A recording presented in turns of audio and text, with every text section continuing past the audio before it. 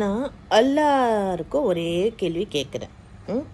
ராகுல் காந்தியாக இருக்கட்டும், நம்ம ஸ்டாலின் சாராக இருக்கட்டும், நம்மளோட வரப்போகிற விஜய் சாராக இருக்கட்டும், எங்களுக்கு நீங்கள் எவ்வளோ கஷ்டங்கள் கொடுத்தீங்களே, அதுக்கு விமோச்சனம் ஏதாச்சும் யோசிச்சுருக்கிறீங்களா?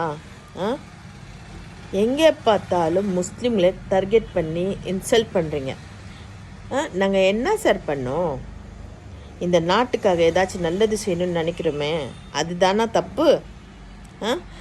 அதே நீங்கள் ஏதாச்சும் சொன்னால் கூட என்ன, உங்கள் மக்கள் உங்களோட இனத்தார்கள் எங்களுக்கு பார்த்து கேவலப்படுத்தி அசிங்கப்படுத்தினாலும் நாங்கள் கம்முன்னு வாயை மூடிட்டு போயிட்டுருக்கோம். அது நாங்கள் செய்கிற தப்பா சார்? நாங்களும் எதிர்த்து சண்டை போட முடியும். ஏன்னா நாங்கள் எப்படிப்பட்டவங்கன்ட்டு உங்களுக்கு நல்லாவே தெரியும். பிலஸ்தீனை பார்த்தீங்கல்ல, செத்தாலும் அவங்க இடத்த விட்டு போகிறதில்ல.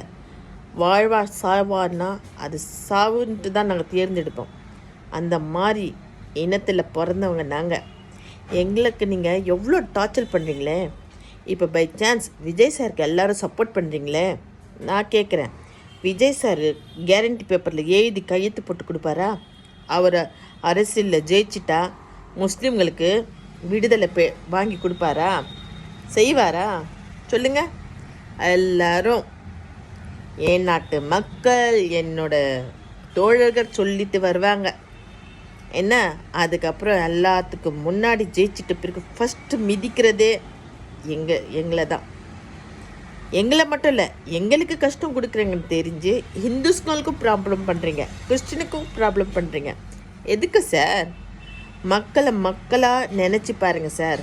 ஒரு நல்ல மனுஷனாக இருக்க எல்லா அரசியல்வாதிக்கும் நான் ஒரே ஒரு வேண்டுகோள் செய்கிறேன். ஃபஸ்ட்டு ஒரு நல்ல மனுஷனாக இருங்க, அதுக்கப்புறம் நீங்கள் அரசியல்வாதியாக மாறுங்க. நாங்கள் போட்ட ஓட்டில் தான் நீங்கள் உக்காடுறீங்க. அந்த ஓட்டு இல்லைன்னா உங்களுக்கு இந்த இடத்துல உக்காரத்துக்கு அருகதி இல்லை சார். புரியுதா?